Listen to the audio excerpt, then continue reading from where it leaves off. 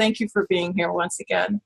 I'm so happy to be with you. And I was just teaching a class for single people. So I'm happy to be talking about the dating process and so forth, because today it's more challenging than ever before. There's a lot of confusion, how to do it and when to do it, what to say, what not to say, how to push too hard, how to not. It's like two cultures shifting, the old ways and the new ways. What do we do? So I hope to help dispel some of that confusion today with wisdom. Yeah, we really appreciate that, John. I would like to imagine, for the purpose of this interview, that you are speaking to each one of these single women as though you had a chance to speak to them individually. And I know you're going to share some of your best wisdom and advice, because I agree with you. It is confusing out there. I mean, I've been married now for almost 11 years, and things have even changed over the last decade pretty significantly. So I'd like to share with you some of the key questions that I'm frequently asked in my role as a coach for single women. And I would love to get your perspective, both as a professional in this industry and as a man. Would that be all right? That sounds great. Okay. So one of the first things that I would like to ask you is if you could just give a few general guidelines that you might give to women that are out, single women that are out there in the dating process. Just a few general guidelines. We'll start there and then go deeper with some of these on some of the key ways that, or things that they need to understand to be able to better date, relate, mate, understand, and communicate with men. There's a lot there, but take it where you'd like to. Right. Well, I'll start with some basic ideas. I don't want to, there's no simple answer to this. Okay. It's like if you're going to land a capsule on the moon, there's a lot of things have to happen. All right. So I've written whole books on this. Mars, Venus on a Date, for example, Beyond Mars and Venus. These are the Men Are From Mars, the classic books that help to address this issue. So we'll start with things that may sound like cliches, but it's because they're so important. To find the right person for you, you need to make sure you're not desperate. That's just such an important thing, to understand that men are basically turned off by desperate women. And you'll be attracted to the wrong guys. When you're feeling desperate, there's like a little radar that we have. Some people who find the right person, they have a radar that attracts the right person and gets involved with them. And our radar goes amok when we're feeling desperate. So that's a really key thing. It's like some people have a golden thumb when it comes to investments. Other people, they just get all excited about the wrong investment. So they don't have the right radar when it comes to investments. And a relationship is a bit like an investment. You're going to put time and energy into it and so forth. So what's the right investment? If you're coming from a place of desperation, neediness, you'll often pick the wrong person. That's one thing. If you're got a big list of things, and I have, everybody says, write out the list of the things that are most important to you. What I would add to that list is, how it would make you feel. Because ultimately you want to be with a man that makes you feel the way you want to feel with a man. That should be your guide, not what your eyes tell you, not what you hear, so to speak, but it's when you're seeing and hearing and interacting, how do you feel inside? That's really, really key. When we dissect that, if you're a woman and you feel sexually turned on right away to a man, it's the wrong man. Done. I know that's bizarre for many women, but if you're sexually turned on to a man, basically you're trying to please him more than he pleases you. Say a little more about why, because I know so many of us, myself included, back when I was single, we are really attracted to that intense chemistry like a moth to a flame. That's right. Everybody loves it. It's the goal of a great relationship. And when that intensity goes away, we won't get to that in this talk, that's how to keep the passion alive. We'll do it a little bit because many women who are single, they hook up with some guy and then they're having sex and then the interest is like boring and flat and then they break up. And so that part of, if you're a single person is if you have attraction for somebody, how to sustain the attraction. So the idea of women is there's a wiring that we have inside. And to simplify that wiring of attraction, there's 4 levels of attraction. There's a mental attraction where I find you interesting, it's curious, I'm drawn, I want to get to know you better. I wonder how you think about this. I wonder what you would do in this situation. I wonder what's going to happen with this relationship. There's a curiosity and interest. That's attraction. I kind of a sense of admiration for somebody, or openness to see what are their gifts and talents and strengths. Okay, now not everybody you're going to have that with. That's called mental attraction. Okay, it could also be a guy could be talking, you find that fascinating and interesting and so forth. That's the mind. Okay, so that's one level. Then there's the heart attraction, which is I feel affection, I feel warmth, I really like this guy, have fun with this guy, I feel safe with this guy, I enjoy his presence, and maybe you feel I love this guy. That's affection. And that's in the heart connection. Okay, so then there's sexual connection, which is I fantasize having sex with this guy. I want to connect with this guy. I'm turned on by this guy. I feel this excitement and below the waist with this guy. You heat up with this guy. You flow with this guy.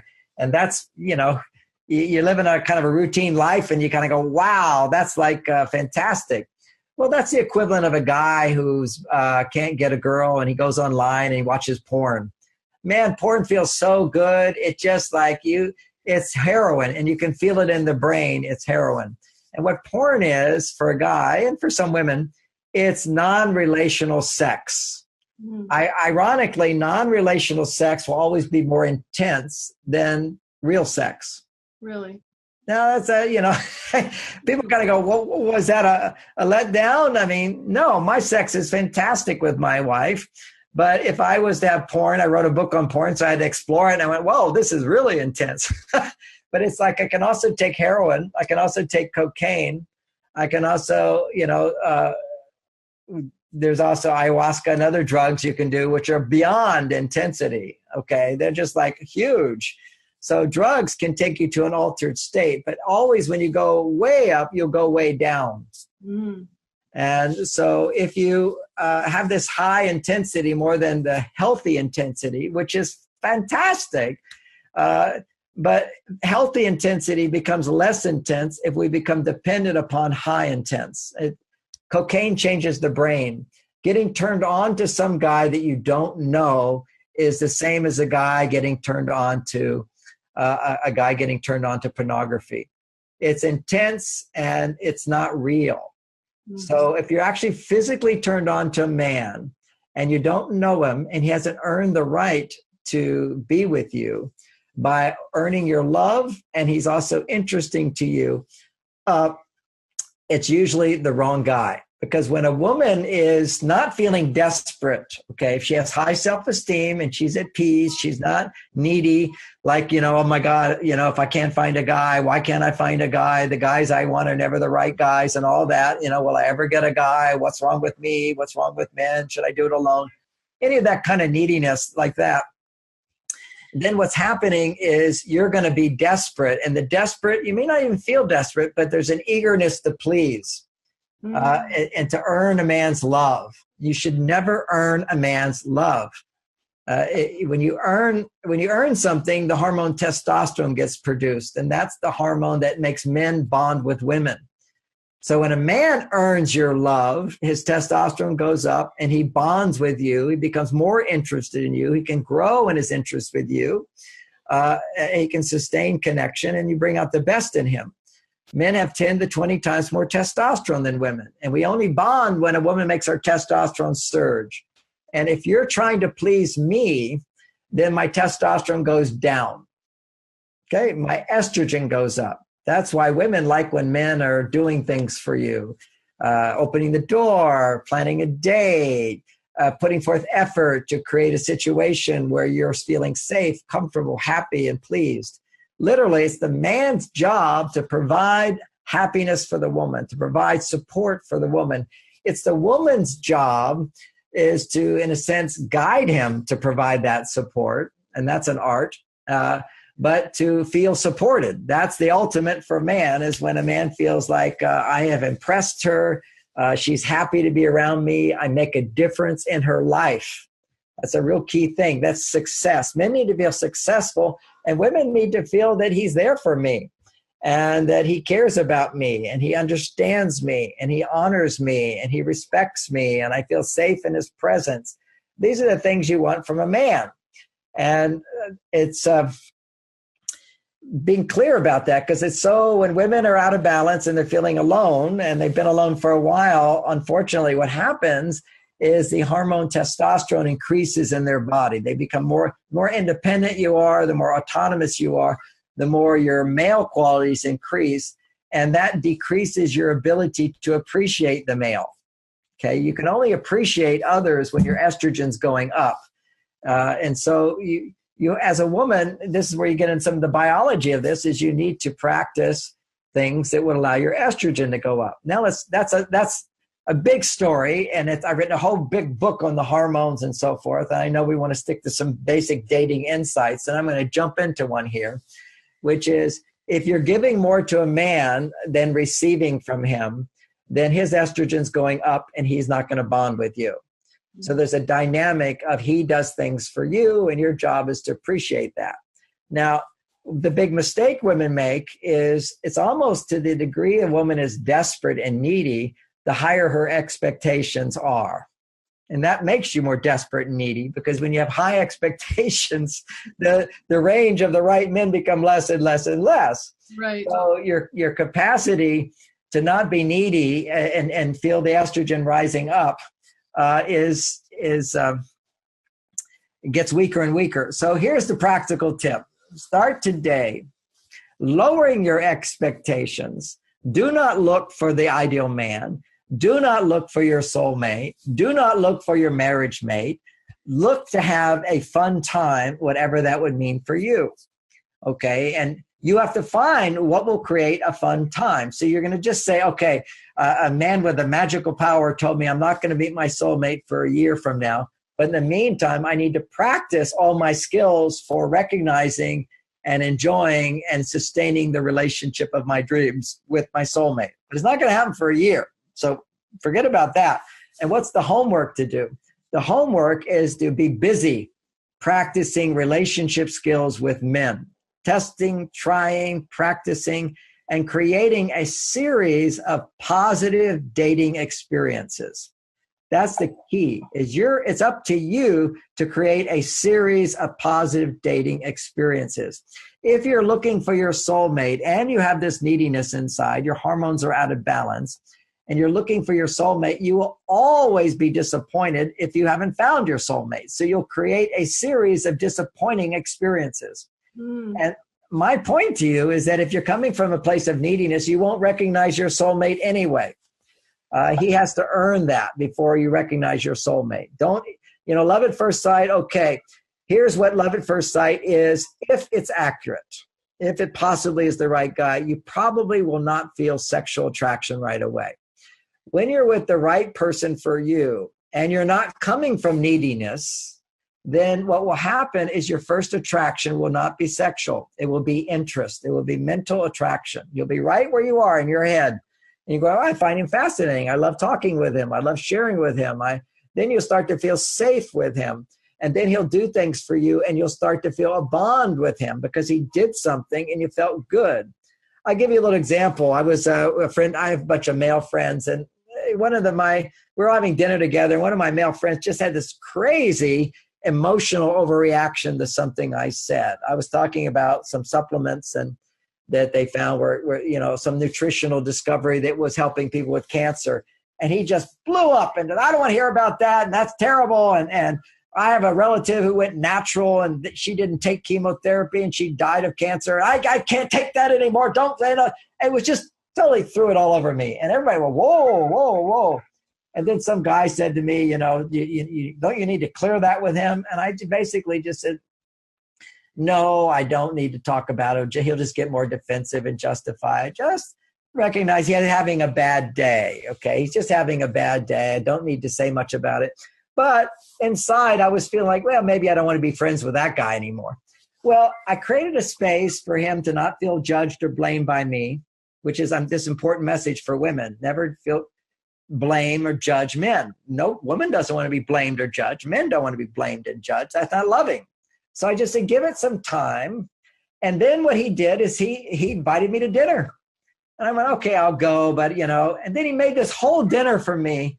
And I suddenly he's my best friend again. He got my female side bonded with him. My emotional side let go and bonded because he did something for me. And he had the wisdom to feel bad about something and make it up to me by doing something nice. And then he did something nice for me. And my female side went, oh, okay, I love him again. He's a good buddy and he's good. So the key there is we have a male and female side. And for women to realize today, and you're independent, you're more on your male side, men can't bond with you when you're on your male side. They can only bond with your female side, which says, I'm open to receiving your support and your help, and I need your help and support, but I'm not needy. So boom, now we come to the big question, which every woman's asked me over the 40 years I've been doing this. What's the difference between needing a man, which is what is the biggest turn on to a man, is when he feels you need him for something, right, and being needy. Right. Okay. Needy is I need help and I don't trust that I can get it. And even worse, needy is my wife is needy if she needs my help and we're having a party at the house and I have my jobs to do and she has her jobs to do and she says, you're supposed to get the drinks and the bucket of ice and put up the decorations. Okay. That's my job. And the party starts and I'm late and I get there and she says, you're late. Now the party started. The decorations aren't up. The drinks aren't here. I went to the store. I got them myself. Okay. That's needy. That means I needed you and you failed me. That means I needed you and I can't trust you to be there for me. I'll have to do it myself. That's needy. Needy is I have to do it myself. I have needs, but I can't trust anybody to do it. See, you did that. I can't trust you. What needing is, needy, bad, needing, being in touch with your needs would be this. And I come home late. My wife goes, oh my gosh, we've already started. We don't have any drinks. I'm so glad you're here. Will you go to the store and get them? That's it. You're alive. I didn't know what happened. I'm so glad you're here. Can you go get the drinks now? Because we still need them. You see, I'm not a bad guy. I'm the good guy, and there's a problem, and now I can solve it. But so many times women are disappointed. They go, oh, I guess I'll do it myself, as opposed to being in touch with your need for a man and know that the men you're going to date for the next year aren't your soulmate. They're training you to practice the skills you'll learn from me and these other men. And in my books, Beyond Mars, Venus on a Date, you got to practice these skills. Don't naively think it's just about finding the right guy. Where do I find the right guy? It's not about that at all.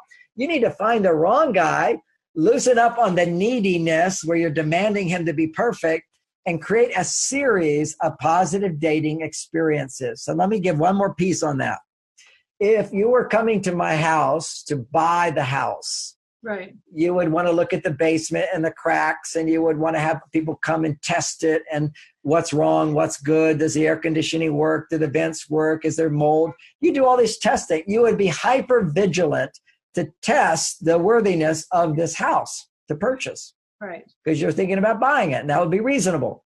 But if you're a guest at my house, you'll come in and you go, wow, this is the most beautiful house. Look at the view. Look at the windows. Look at the statues. Look at the carpet. Look at the couches. Oh, the arrangement. Look what you've done. I love your art. You would just have this wonderful time at my house because your brain was not vigilant. Is this the house I want to buy?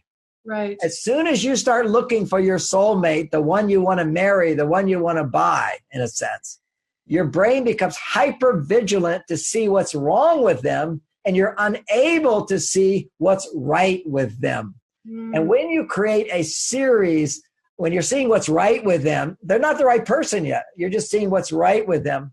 Then what happens is you create a series of positive dating experiences where you're connecting in the mind. You might open your heart with some. You might be sexual with some as well, but they're still not the right person. And you're patiently trusting that you're going to attract the right person into your life. You won't know who it is. It will surprise you sometimes. One of these people who are not the right person, they'll hit some little switch and you'll open up and you'll fall in love with them because they earned it. You went from your head to your heart to your sexual attraction. Then when you have all three, you're still not sure this is the one. You're just having a wonderful time with them. Then when you have all three, then something happens is we're able to see if they're the one. I call that spiritual connection. That's the one I want to share my life with. That's the sense of permanence. I want to continue with that person. That's a spiritual connection. You know, when you have a spiritual moment, you experience the eternity of life, that life is never ending. It goes on and on. That's one quality of spirituality. That's why when you have a spiritual connection with someone, you kind of feel like you want it to go on and on for a long, long time. So it's like to shift our whole orientation. Stop looking for the perfect one, but look for somebody that makes you feel safe, someone that makes you feel interested, interesting to you. And those two things are the key, is you feel safe to be yourself, to express yourself, and you find them interesting, and they find you interesting. Every man's job is that men are the opposite. If I'm a man, this is for women, of course, but it's good to know what goes on inside of men. Yes. The right woman for me, I always have to feel a sexual attraction for instantly. That's the right thing for a man. We're wired up from south to north. Women are wired up from north to south. You live in your head. You're always worrying about stuff, thinking about stuff, busy in your heads. Then we can go to our cave and forget everything, see porn, and I forget all my problems. For a man, he has to first feel that attraction, and sexual attraction. If it's not there, it's never going to be there in most cases. Unless for me, if I was seeing a woman and I'm in a monogamous relationship, I will check out the women. If I say, could I have sex with that woman? I immediately, yes, no, yes, no, yes, no. But I'm not going to feel anything because I'm guiding my sexual energy over here. But if I was a single guy, basically, I'm going to go into a room, and my job is to be feeling, who could I be compatible with sexually? So men basically go, I can have sex with her, I can have sex with her. I mean, in Hollywood, you'll see most of the women they put on the screen are women that most men would want to have sex with. That's just the way they do it. It immediately grabs a man's attention when sexual potential awakens a man's energy. Relationship material, romantic material, qualities, character, goodness, dedication. These are qualities in the mind. You say, oh, I'm drawn to this guy. I have admiration for him and so forth, safety.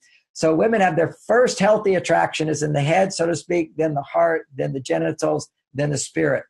That's the keeper. Then you've got, for men, you start with a sexual experience.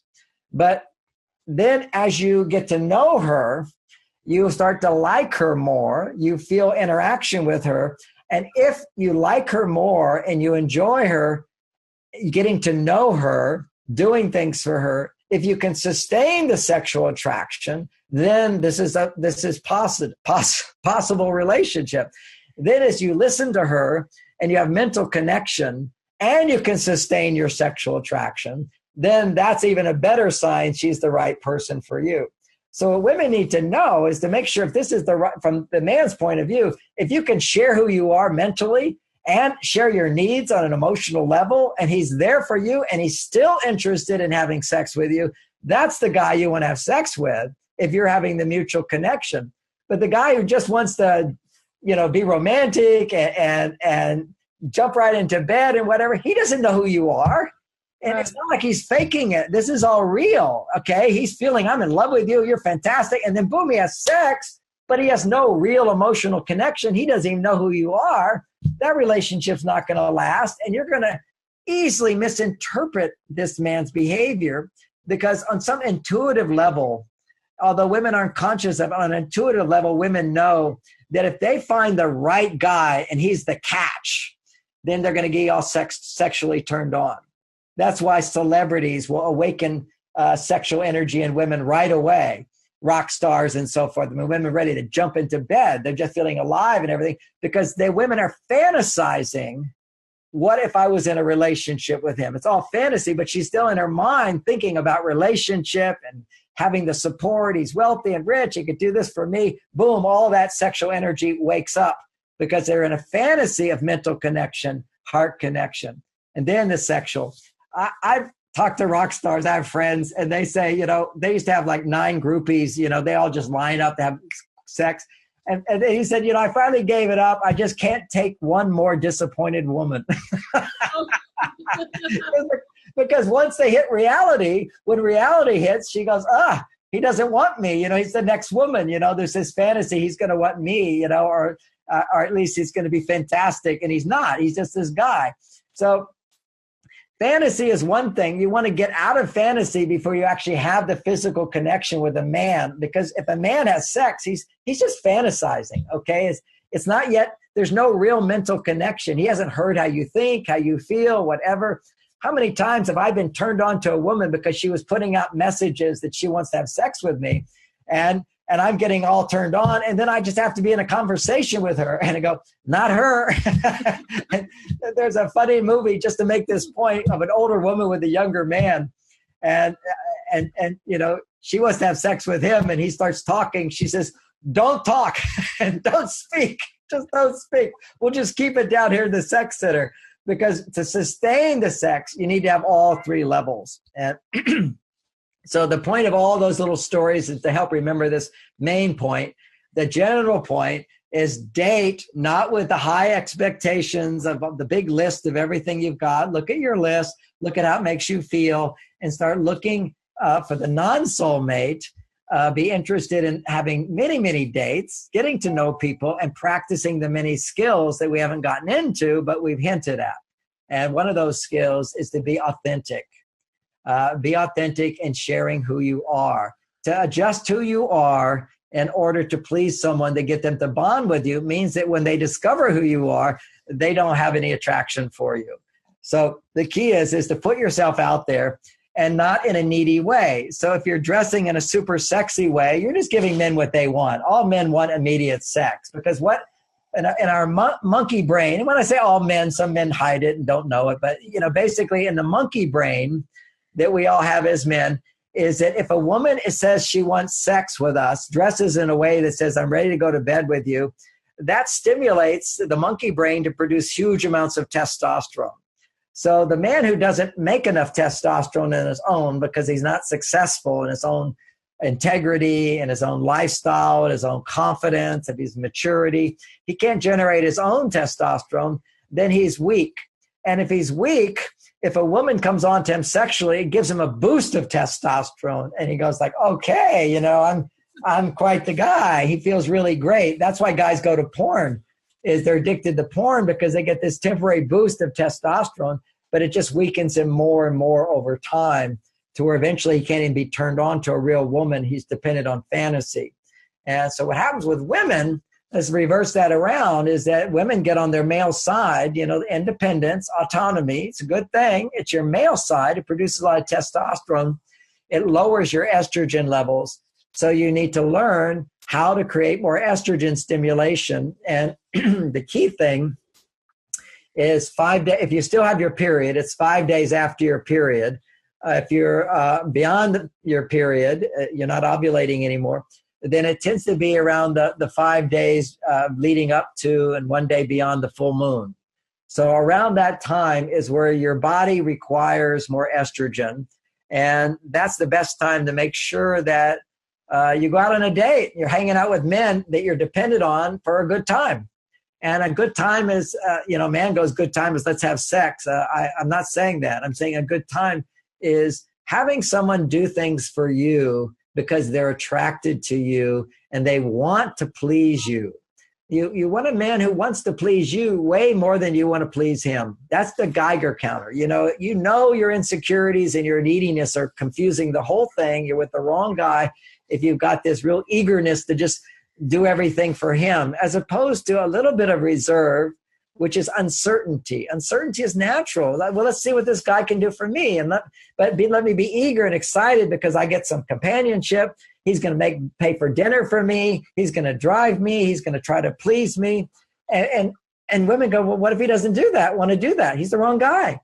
But the guys that want to do that, the guys that are attracted to you, you're not attracted to. You say, oh, no, they're not enough for me. No, any guy who's attracted to you, if he's pursuing you and you're not attracted to him, great. That's the guy you want. The guys you're attracted to, the guys you picked, forget about them. Stop hunting for a man. There's men that are hunting for you, and they're going to be below your standard in your first, or you'll see something wrong with them. That's because you're on your male side. If you're too far on your male side, you cannot recognize your soulmate, and you cannot recognize your soulmate until you have a series of positive dating experiences that will bump up your estrogen, which gives you the right radar to pick the right guy and to be most attractive to the right guy, is getting that balance where you're in a situation where men are doing things for you and you're not doing so much for them. I've said it 5 times. That's probably enough.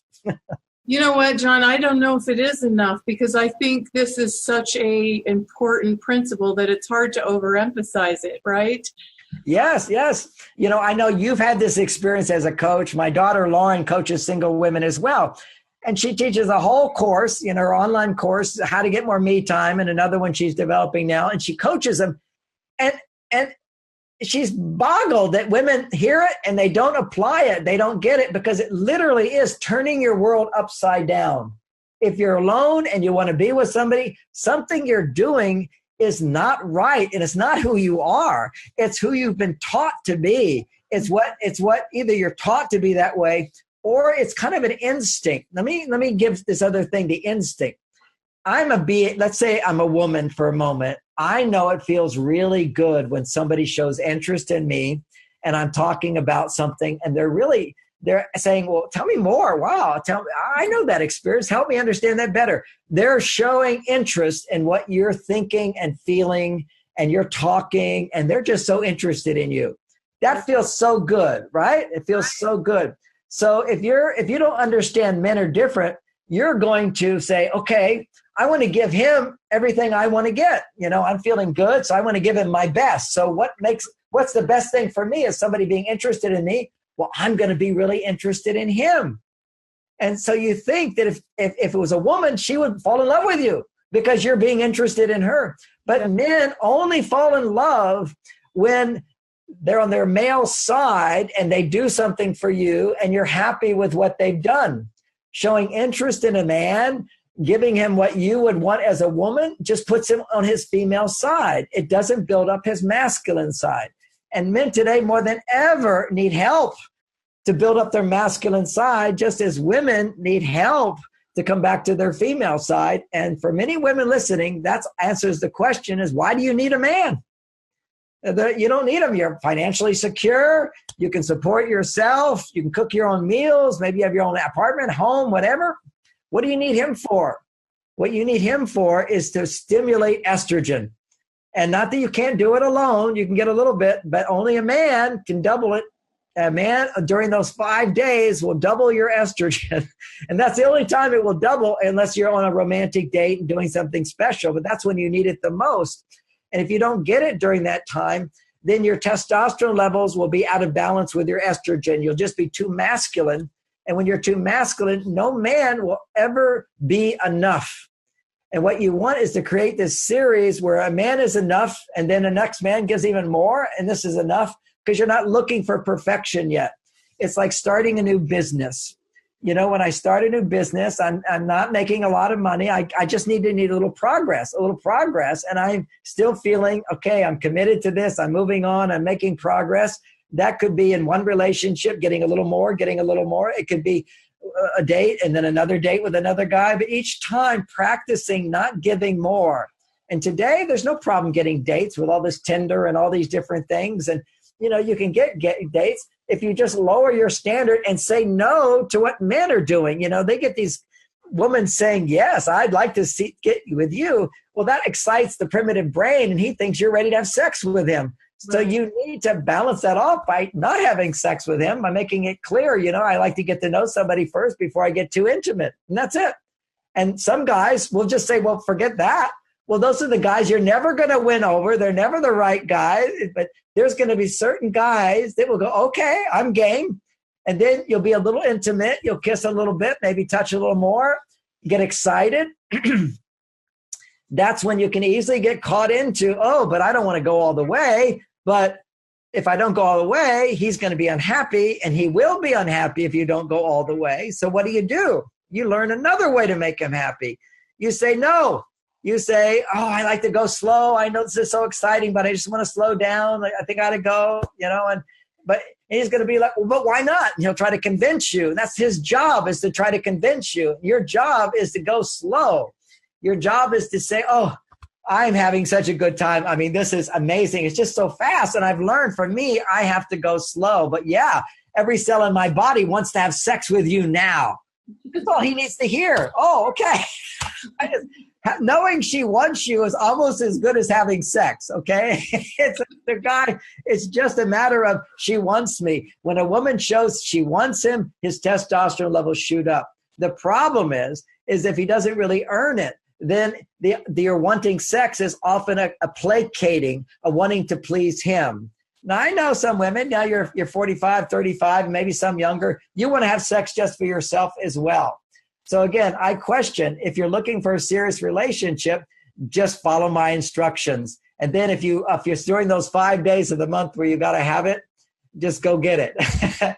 But that's not going to create a lasting relationship with in your life. What you want to do is go slow with the intimacy. So as he's staying aroused, he gets a chance to do things for you. And if he's staying aroused, then he gets a chance to hear you in the light of arousal. Women are always much more interesting when a man is turned on to her than if he's not turned on to her. That's why couples eventually, when they lose being turned on to each other, they're not even interested in what they say or they do or whatever. It's kind of boring and flat. You find yourself being picky and critical because you're not turned on to each other. But women, you need to be turned on here first. And he needs to be turned on down there first. But the key is to get all three going before you connect all three together. And that's what real intimacy is to express all three parts of us. And then long-term relationship is to bring in that quality of, it's just a feeling that happens all of a sudden that I want to share my life with this person. And if you have the three things, then that feeling can be real. Often you can have that feeling, gee, I just see that woman, I just want to share my life with her. She's the greatest. That's just fantasy. Don't feel betrayed by fantasy. Just recognize it's fantasy. And for the, women are up over 35 and 45 and, you're going to be dating guys who just ended a relationship. Yeah, that happens a lot. So that's the next question. What about rebound? I'll let you ask it. Yeah, so what about that, John? Because in that age group, there are a lot of men who are coming out of divorce or another long-term relationship or whatever. And it's tricky because sometimes they think they're ready to jump right back in. But for a woman, that can be kind of a vulnerable place to be.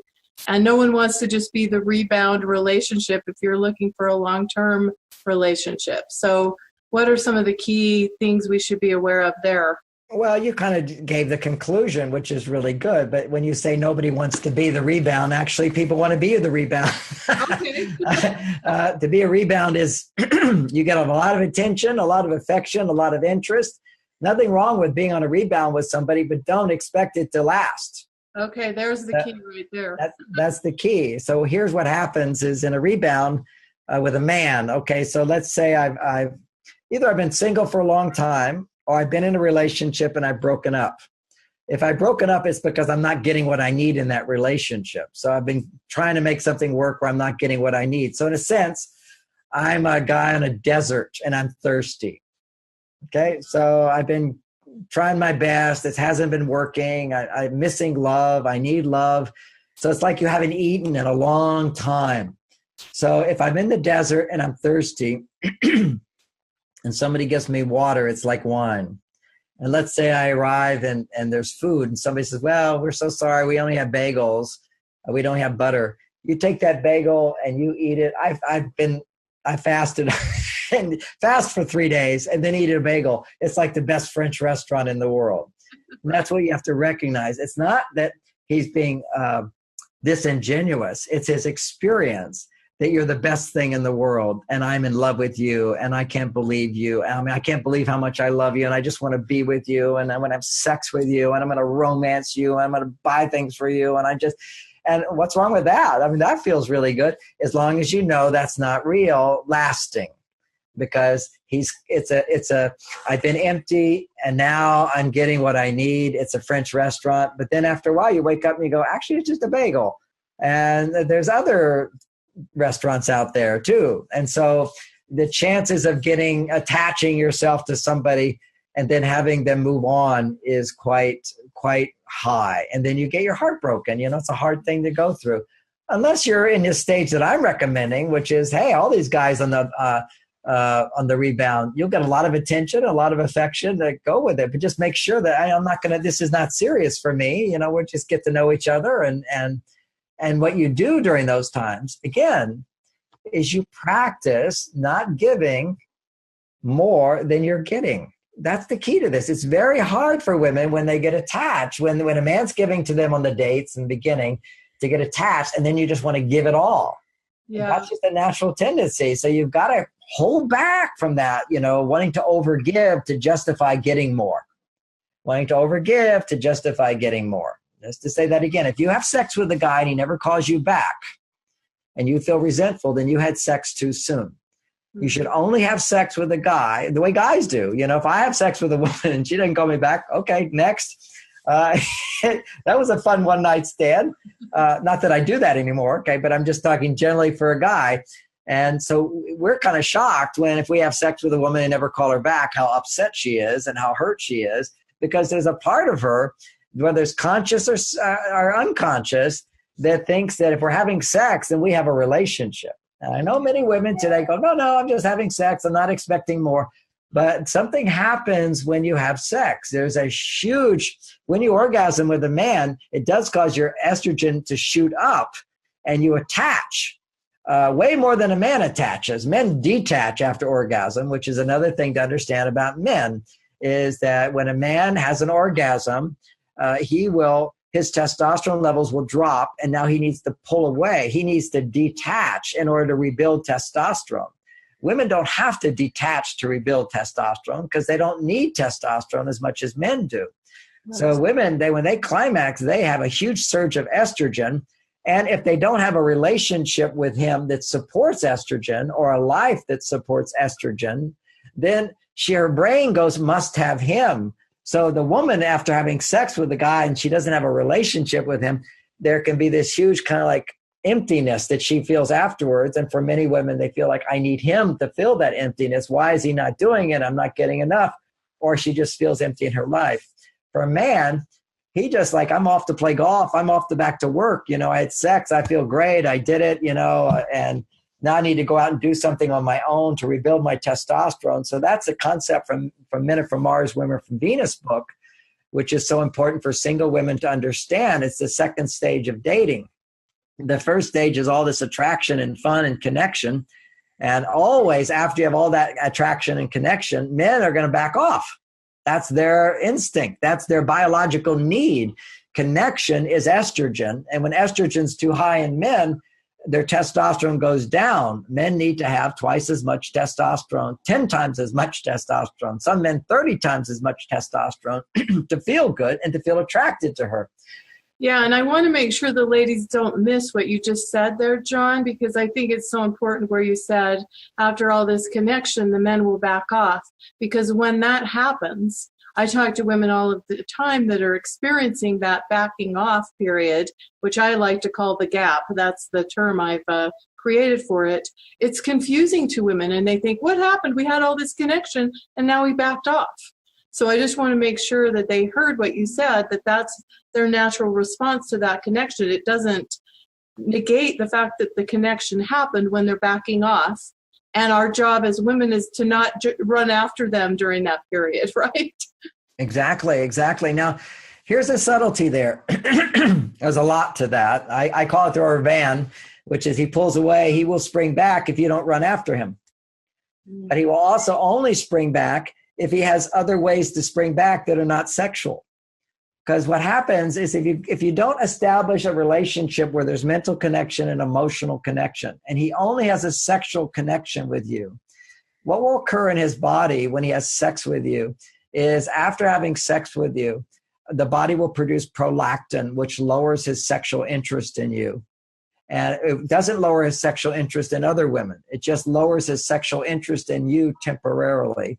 And during that time where he's temporarily has no sexual interest, and it doesn't mean the first time you have sex that will happen. It could be like you go away for a weekend and you just have sex 3 times a day for 3 days. You just have to know he's gonna just back off huge, because he just went into ecstasy and this is fantastic and I'm alpha male and all this estrogen's going up, his testosterone's going up, but the estrogen stays up because there's all this like, I don't necessarily love you because I don't know you. I love how you make me feel. See, this is the thing. You see, you give a man, fulfill his sexual needs. There's nothing more powerful. I love how I feel, and therefore I love you. But I don't know you yet. I really just loving how I feel, but it seems like I love you. It's like when you eat ice cream, it tastes so good. And what do you say? I love ice cream.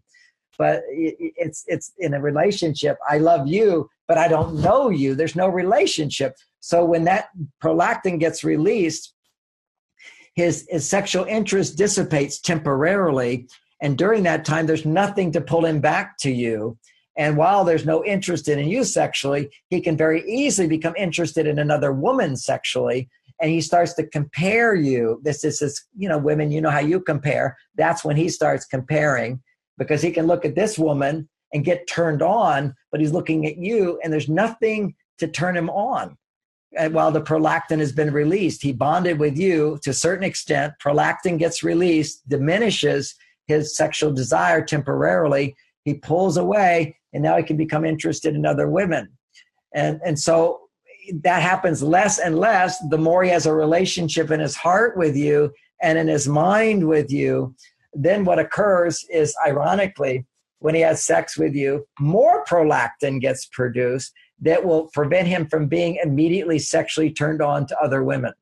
So a little bit of prolactin causes him to be not attracted to you sexually. A lot of prolactin causes him to not have any sexual desire for a little while, giving him a chance to say, okay, now I got to rebuild my testosterone without being sexually attracted to other people. I'm going to rebuild it through my work and my activities and so forth. His testosterone comes back up, and now he can bond with you again. And his interest comes back because there's also this relationship in the heart and in the mind. So that's the biology of it, but the simple truth is what you say. There's a gap. Don't pursue him. He has to feel the gap, miss you, and come back to you. What your instinct is, I call this the second stage of dating. You first have your connection time. Then you go into the gap, as you're saying, and I would call that stage is the uncertainty period. Mm-hmm. He pulls away, kind of goes, okay, I'm not so sure that I want to continue this relationship, because often with connection, we get these little glimpses of, oh my gosh, you're the one, I love you. Okay, maybe you don't say it, but you feel it. That as soon as that starts to happen, that's big time estrogen. And for men, they pull away. That's why you never say to a man, I love you. Okay. You don't say that until he says it to you. It's just some basic stuff. You just go, I love you. But what you do, if it's true and it's authentic, I'm all about authenticity and appropriate expression of it, is if he does something for you. I took my wife to Hamilton, and she says, that's a play. And she says, that's the best play I've ever seen. I love that play. I love the music. I want to listen to the music. Let's get the music for it. That's loving me. See, when you love what a man does for you, he takes it personally. He takes it in as you love him. But if you say, I love you, that's talking to his female side. His estrogen goes up, his testosterone goes down. Now he has to pull away to rebuild the testosterone. So he needs to be anchored in to, I've done enough stuff to cause my testosterone to go up with you. If the only thing that increases my testosterone with her is that she wants to have sex with me, that will create my testosterone with her.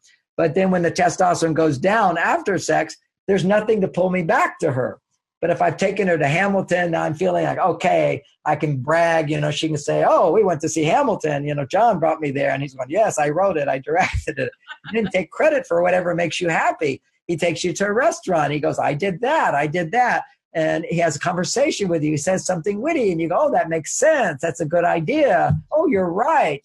Which, by the way, ladies, these are 3 ways to get a man to bond with you intellectually. In the mind is when he's talking, make sure, here's basic rules. He should talk less than you. That's the first rule. You should always be talking more than a man, A. B is when he does talk, you have to transition back to you talking more. And the transition is a phrase that will boost his testosterone. And that phrase is, that makes sense. And you do it with like sort of a girly tone. That makes sense. And another one is, what a good idea. Another one is, you're right. Oh, that's so helpful. These are like boost his testosterone. Give him a, and then, that makes sense. Oh, I've been there too. And then you kind of, and my experience is this and this. And don't be afraid to disagree with him. If he says, I think this guy's, well, that makes sense. That's a good idea. I have a different point of view. I think this. And he goes, why would you think that? Well, tell me. Let him talk a little bit. Then say, that makes sense. Well, you're right about that. You're right about that. So you're not trying to win an argument with him, but the objective is to be honest and truthful about yourself. There's a whole difference between my expressing different point of view and my trying to convince you that your point of view is wrong. Never try to convince a man he's wrong, but be authentic about what you believe, what you think, what you're interested in, and don't hide that, but always back off from trying to convince him, to make him wrong, to make him agree with you. It's like, hey, we have different points of view. And then you see, is there still attraction there? But too many times women sort of want to throw out their negative emotions. And I'm going to be authentic. When I'm saying be authentic, I'm saying being authentic about your loving side, your authentic self. What you think, what you feel, what you like, what you want, what you don't like, what you do want, whatever. But don't throw negative emotions out there. If you have negative emotions about something, pull back until you create a safety where he can really see the best of you before he sees negative parts of you. It's just like a job interview in a sense. Whereas, what they say in a job interview, what's your greatest weakness? Right. Of course, the standard answer to that is, well, I work too hard. I think all the interviewers know that one now, right? I put in too many hours, or whatever. That's my weakness. I don't take enough time for myself, Responsible. You want to present yourself in a positive context. You dress up a little bit, but not too much. Don't try to impress too much. Just don't test. Sometimes people want to throw things out to test that person can take all of me. Other people want to hide parts of themselves to win the love. And where I am is right in the middle. It's the gray zone, black or white. Right in the middle is authenticity. It's sharing who you are, but appropriately at the different stages of a relationship. As opposed to first you want to bond with the best of someone, then you start to take in the challenges that exist in the relationship. So you do make it easier in the beginning for people to see how wonderful you are. But inevitably, it does come up that when a woman feels safe, then unresolved issues will come up. You will have certain irrational responses to things. You might get upset about things. This is later on. That's stage 3 when you get in a committed relationship. And I know many women listening are just wanting to get to that place. But think about the relationships in your past where you were in a committed relationship. You have to understand how you contributed to the problems. Mm-hmm. You see, the whole thing is to create a sense of safety and ease that I'm worthy and I can create the relationship of my dreams. And if you don't know how you contributed to the problems in your relationship, then you're always going to think it was just the wrong person and they're the wrong person and they're blaming them and they weren't right and they did this and they did this. And that's all true. That's all true. But you need to see how you contributed to that. Okay. There's always two people that create a problem. And usually you get in a committed relationship. That's really where women step it up and they start giving more, because that's where men step it up and give less. So man, I've done the dating thing. Now we're having sex and we're in a committed relationship. Okay. I can let go. I don't have to try. It's like these couples that get married and they stop caring about their health and their wellness and their appearance. Okay, we're married, so you don't have to worry about that stuff. I look great, and for my age, 65 years old, I don't do it for my wife. I do it for myself, okay? It's just I want to live a long, healthy life. I want to feel sexy, and I want to look in the mirror and feel sexy, and that comes from health. It doesn't always look by looking like a model. I'm not some Superman looking, but for my body type, I'm healthy, and that is sexy. And if you want a sexy life, you have to be able to look in the mirror and say, I'm sexy. But again, that's for men. And for women, they actually need help to feel sexy. But you need to start by feeling, I can be sexy. But a man can take you to higher sexy, and that's by his doing things for you. And that's, once again, practicing the skills of getting him to do things for you. You know, he says, what do you want to do? You don't say, I don't know, what do you want to do? You say, well, here's a few things I'd like to do. It's not, he says, oh, what do you want to do? Most women go, I don't know, what do you want to do? Stop. Then you're making him doing what he wants. Don't do what he wants. Even in the beginning, he wants to do this. If you've got something you do better, tell him, well, we can do that, but I prefer this. This is what I really like, you know. If we go there, I'd feel really good. I'd love that. And then he kind of goes, well, I don't want to do that, but if it makes you happy, then I want to do it. Now, let's just stop right there. That is such a confusing concept, and it probably went over many women's head. He'll say, do you want to go? Let's say that I would like to go have a picnic on the mountain. Okay, that's what I'd like to do. He said, yeah, we can have a picnic on the mountain, but you know, there's a racetrack, and I've really been waiting to go on the racetrack and to see this is my favorite person. And you, and in your mind, you're thinking, oh, okay, well, if we go to the picnic, he's going to resent going on the picnic because he really wants to go there. And you could even say, well, is there a part of you that wants to go on the picnic? No, I'd rather not go on the picnic. I want to go on the racetrack. Now you say a narcissist for that? No, you asked him, what do you want to do? Do you want to go on the picnic? No, I don't want to go on a picnic. Well, do you want to go on the racetrack? Yeah, I really want to do that. Okay, no, that's just what he wants. You want to go on the picnic. But in that situation, you imagine that if you insist on the picnic, that he's going to resent you for going on the picnic. And who wants to go on a picnic with somebody when they don't want to be on the picnic? That's what women are always saying. I don't want to go on a picnic if you don't want to go on the picnic. Right. I want to do what you want to do. No, you want him to want what you want. But men don't always want what you want. So how do you get what you want? Here's the secret. Understand men. This is such a breakthrough. I say to my wife, I don't want to go on the picnic, but if it's what you want and it makes you happy, then I want to go on the picnic. Now, that doesn't make sense to women. How could I suddenly change what I want? Because I don't want to go on the picnic. But if I know taking you on a picnic is going to make you happy, what I want more than the racetrack is to make you happy. Therefore, if taking you on the picnic makes you happy, I now want to take you to the picnic, and I will enjoy the picnic as much as you enjoy it because it's making you happy. And that's not a facility that women have.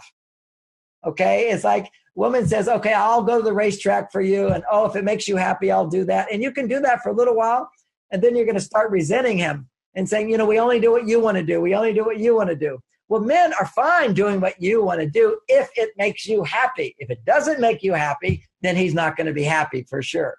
But that's, see, part of masculinity, part of testosterone is all about success.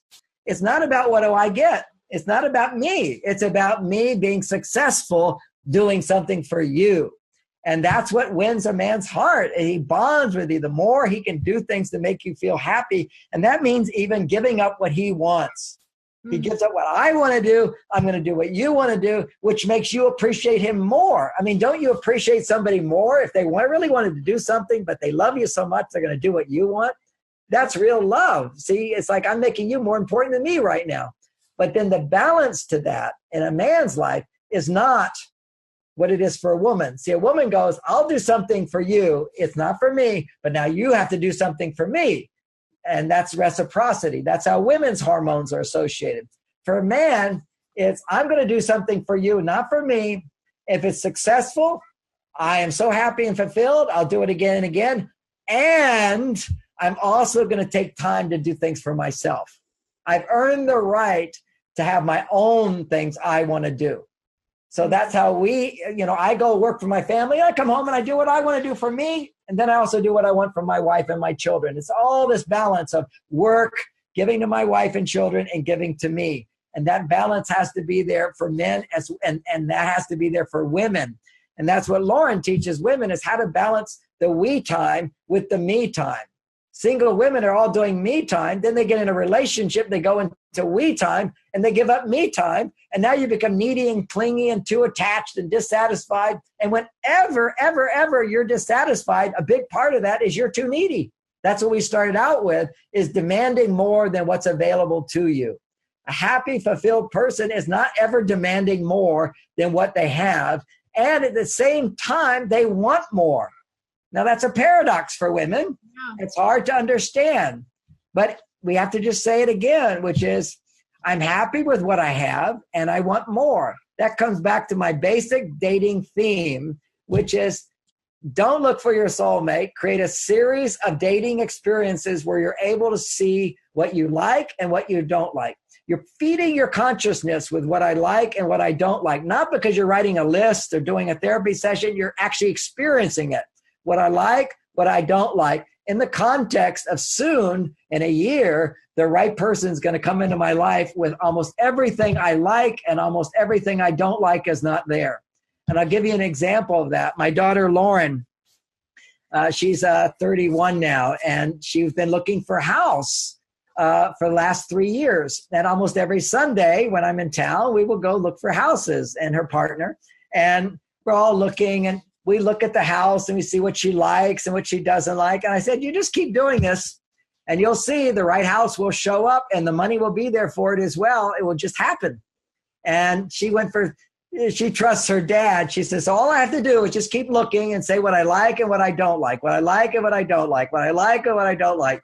And it happened. She found the perfect house of what it's amazing to hear. She needed a certain number of rooms. She needed the room here. She needed this. Everything needed to be exactly the right. And then she found the house that has that and something more. She couldn't even believe it was there that she didn't even imagine. And, that's what Oprah said. I remember Oprah saying, if you just stick with trusting and doing what you can do, move one step at a time, you will be rewarded more than you can imagine. But part of that whole journey is, what do I like? What do I not like? Without this emotional charge of, I'll never get what I want. And, I didn't get what it was, and being critical about it. No, it's just seeing what you like, seeing what you don't like, go on another date, what you like, what you don't like, constantly appreciating what you like. But you can't fully appreciate what you like if you're not also looking at what you don't like. But you can't even see what you like if you're in that hyper-vigilant state of, I want to buy this house. So I told her, we're not going to buy any houses. We're just going to keep looking and looking and looking till you get very clear about what you like and what you don't like. And it's all in the realm of like and don't like. There's not a lot of attachment to either, but this is what would be good. This would be good. And then bang, it appears, and it's at the right time, right when she could afford it. I mean, it was like amazing, the timing and the perfection of it. The way I found my house, and then I'll go into how I found my wife. But, it's finding the right person is another big question. How do you find a person, start dating? But once you're dating, you're committed. That's stage 3. Stage 4 is this really the right person for you to get married to? Is it a soulmate? Do you really stick with this and grow with this person? And, you use the house analogy. I mean, for me, I was looking for a house, and when I could afford more money, for the house I'm in now, I've been here now 20 years. The way I looked for 3 years, I was looking every house. I know almost every house in Mill Valley because it's all been for sale. And I go in, I like this, I don't like this, and maybe it was a couple of years for me. And then finally, what I did is I went and I said, I'm going to go find the best place in town that I would like to live in the most. And I went there and I saw the house that I would like the most, and I went and knocked on the door, and the house was not on the market, but it was for sale. And it was, for a certain number of reasons, it was for sale for about half price. So because I went and found the house and called the person in another state and said, can I buy your house? I got it for half of maybe a third less than what it was worth. Simply because I was ready. I knew what I want. I looked at it and said, you are the one. But it was because I knew what I didn't like and what I like. And all the things I didn't like was not like I resent or I don't trust or that's awful. There wasn't any negativity associated with it. So again, coming back to our basic theme you asked me to start out with, which is create a series of positive dating experiences, taking note of what you didn't like and taking note of what you do like. And keep the intent to keep finding a partner that will have everything that you like. And coming from this non-needy place and watching that wanting to jump into bed right away and slowing that whole thing down, but always reassuring the man that the feelings are there, but you're just going to go slow. And that's one place I say it's okay to fake it. If the right guy, you may not feel any sexual attraction right away. And if he's like making moves and stuff, but don't you feel sexual towards me? And you can give him a little comfort and say yes. I would love to have sex with you. I'm just not ready. And in your mind, you're telling the truth because you would say, I would love to have sex with you if those feelings were there. But you don't have to tell them those feelings aren't yet there. It's a little bit implied, which I need to go slow and I'm ready to go. But if those feelings are there, you can certainly say it, but then hold back till you have bonding with the heart and the mind and maybe a little bit more on the spirit. Spiritual bonding is where you share the same values. Mental bonding is often where you have differences, different point of view that's interesting to you. You know, if somebody's just thinking just like you, it's not interesting. If something is adding something to you, and often the right person for you doesn't do everything the same as you. The chemistry of opposites attract. If you're looking for someone who's just like you all the time, it would be boring. And it also doesn't help your soul to grow. It's learning to challenge, to integrate something different into your life, which means that there'll always be an attraction. And it starts out as you find them interesting. And then it's on the level of the heart where you start finding things which are similar and where you share things. But for man, that's the level where you need to do things and you see you make an impact. Another little insight into men, and you're in the fifth stage here where a man proposes. I'm with Bonnie and I'm thinking, maybe she's the one, but I wasn't sure. And I was ready and I was looking. There's an old saying here I want to point out, which is men really can be with the right woman, but they don't propose because they're just not ready. And typically men that have many partners, the one they pick to marry is just the one that was there when he was ready to get married. So there's a place inside of men where they have to feel inside of themselves that they have enough to provide for a woman's happiness. They have to have a series of positive experiences where they feel confident that they can make a woman happy. And one time I was with a couple, they were together 9 years and he wouldn't propose and she loved him so much. But what had happened is they'd gone to see they'd gone on this tour of Hollywood, Beverly Hills, and she was just enamored with all the big houses and the beautiful lawns. And she was saying, oh gosh, I bet they have a swimming pool in the back with a diving board and they must have beautiful chandeliers. And he was hearing her, loving all those things, thinking she deserves that. And I'll never be able to provide that. So I'm not going to marry her. And so he's always saying, I love you and everything, but you deserve better than me. And so that's deep inside of a man. He has to feel his worth that he can provide for you. And if he doesn't feel that experience, he doesn't get the confidence and the motivation to make that commitment. In my own life, I'm with Bonnie and I've been with many women and I liked her more than all of them, but I wasn't ready to make a commitment, but I wanted to get married. And so then I remember I was taking her on a date to a resort 2 or 3 hours away. And I'm driving. I took the wrong turn. And instead of being in California, we're now going in towards Las Vegas. And and I'm like, oh my God. And I realized I was late. I I was wrong. I was lost. I pulled over the side of the road. I panic inside. I'm thinking, oh, she's going to be so upset because we're not going to make the dinner. We're not going to make the talk, wherever we're going to go. She's really wanting to do that. And other women have always gotten so upset about these things. So I pulled over the car, sort of dreading the moment where I had to tell her, I think we're in the wrong state. And I pulled over and I pulled out the map and to see what my wrong turn was. And I just said to her, I said, well, I don't know exactly where we are, but I'll look at the map and we'll get back on the road, waiting for the attack to happen. And she says, yeah, I don't know where we are either, but this is the most beautiful sunset I've ever seen. Oh. And I just melted, just like you just melted a little bit. And I just, if you could see what I did mentally, I got down on my knees and put my hands up to God. And I said, thank you, God. This is the woman I want to marry. And ironically, it's because she overlooked the mistake that I made. And that was a big thing for me, is to feel that I know I'm not perfect, but if I could still be loved, even though I'm not perfect, then I'm set for life. And that's what men are afraid of. They're afraid that, when you get to know them, you're not going to love them as much. And to know that I could show one of my weaknesses, which is getting lost and getting there late. And I know she depended on it, and she just made being with me and seeing the sunset more important. That was a kind of love that I wanted to marry. And I think every man is looking for that, is to feel that unconditional love, that acceptance, that he is still loved. But also another one we need as men is appreciation, which is, we make mistakes, but when we do it right, we get a lot of appreciation. And when you can be accepted for being not perfect and appreciated for what you do provide, then you get the really big juice for men that causes men to totally bond and they feel like a hero. And that's called trusting a man. When you give a man the message that you trust him, that stimulates more testosterone than anything. I mean, think about the hero. The hero is somebody you can depend on, somebody you can trust.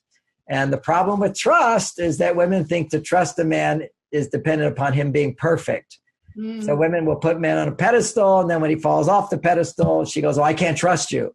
I go, no. You can trust him to be a good driver. You can trust him to do this. You can trust him to do this. But in this situation, maybe you can't trust him. But so many other areas you can trust him.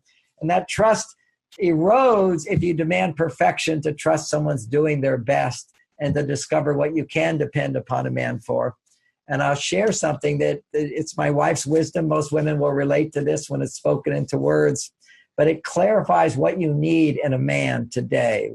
Because remember I started out is don't so much look at all his qualities on the outside, how much money he makes, how he looks, how he dresses, what car he drives, all this. That's important. But more important, how does he make you feel inside? And the feeling you're looking for is the feeling my wife described about me. And this is very insightful. This is we've been married now 32 years. And I'll just toss in, because you're going to hear a lot of men give advice. And just with the men who are single, take it with a grain of salt. I remember once Cosmo had an article, 32 eligible bachelors at 35 years old. What do they want? Women need to know. Yeah, give those men what they want and they'll stay bachelors. You want to find men who are married happily and find out what they want and what they expect. You know, it's good. Not to say that a single guy can't teach you things. It's good to know how they think and feel, but it's also good to know from somebody who's made it work over a lifetime. And also who's failed. I was married before. You know, I've been married to Bonnie 32 years. Before that, I was married to Barbara. We were married for 2 years. I made all these mistakes. I got married to the wrong woman in that case. She seduced me. I didn't seduce her.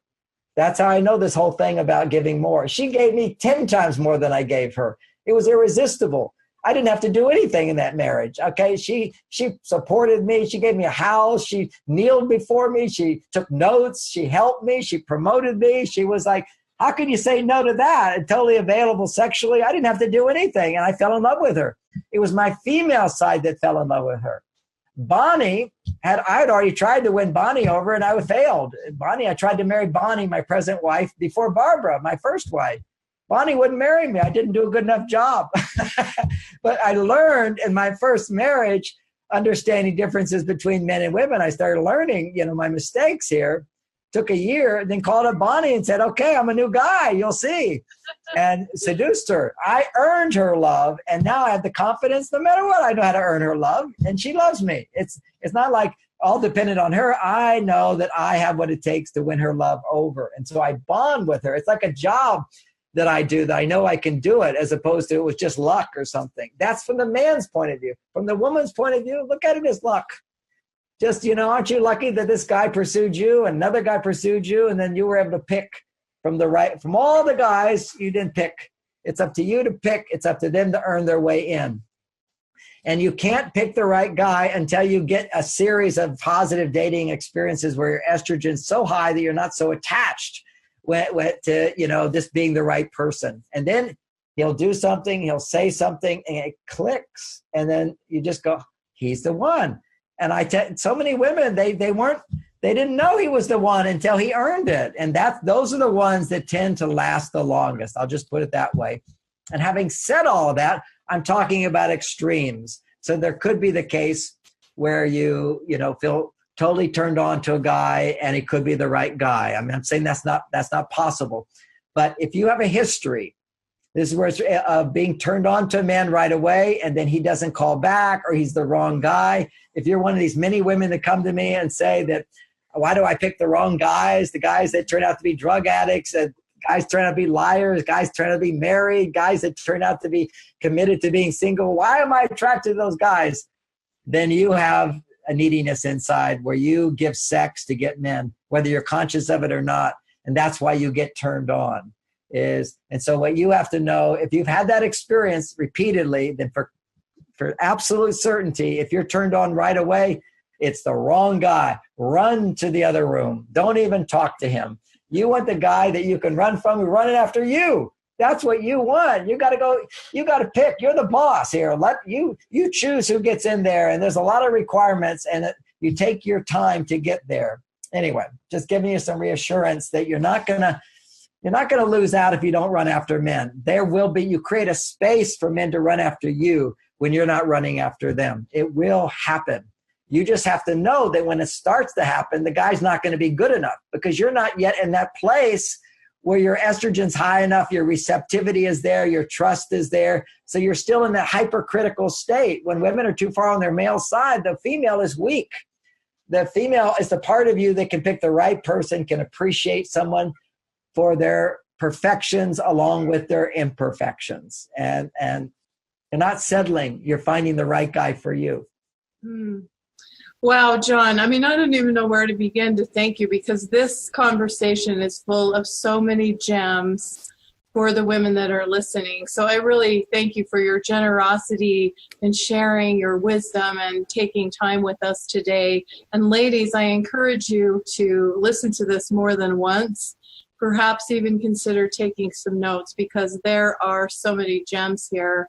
And I guess, John, I just really resonate with the things you shared. And I guess it feels so good just to hear you say what you just shared, which is this message of hope and also this message that as women, we can relax a bit. We can lean back and allow things to happen. We don't have to be working so hard and have that hypervigilance you were talking about. We can enjoy the journey and not just be solely focused on the destination, right? That's beautifully said. If you can give me 2 minutes more, I have to finish one story I realized about what women's real needs are. I think my wife said it perfectly when it was around 23 years into our marriage. She said, I was asking her about me as a husband. What did she think? And she says, well, you're definitely not a perfect man, but you've given me the greatest gift any woman could ever want. I said, what's that? And she said, I know with absolute certainty that I'm not perfect either. And I can say and do things that really upset you. But whenever you're upset, you stop talking, you go to your cave, you do some magic, and you always come back loving me more. Oh. And I know there's nothing I can say or do that will push you out of my life. That is the need for security, the need for safety is still there. It's just that for the woman, it's just that now it's more of an emotional safety that she can be more authentic. She can be both her masculine side and her feminine side, her most beautiful side and her not most beautiful side. And that man will always come back for more. But that's where we have to learn the skills of not engaging in arguments and fights. And that's a whole nother subject. That can be found in Beyond Mars and Venus is my most recent book on that one. But this is the key. It's the most important thing, women, you want from a man is to feel that you're safe to be all that you are. That's what's going to help you grow in love for a lifetime. Well, that was really beautiful and really touching. And I'm so glad you shared that with us as kind of a closing thought. And I also really want to thank you once again, John. And I want to encourage all of the ladies to listen to this interview more than once. And also click on the link below. And that will take you directly to John's site because we have just barely touched the tip of the iceberg of all that he has to share. And you can also learn more about John's daughter, Lauren, who's also giving fantastic advice for women. And check out John's latest book, also Beyond Mars and Venus. Your body of work, I know, John, is making such a huge difference in the world, and I really honor you for your presence and for your commitment to helping myself and so many other people have better relationships. And thank you so much for being here with us. Thank you for inviting me. Yeah, it was my pleasure.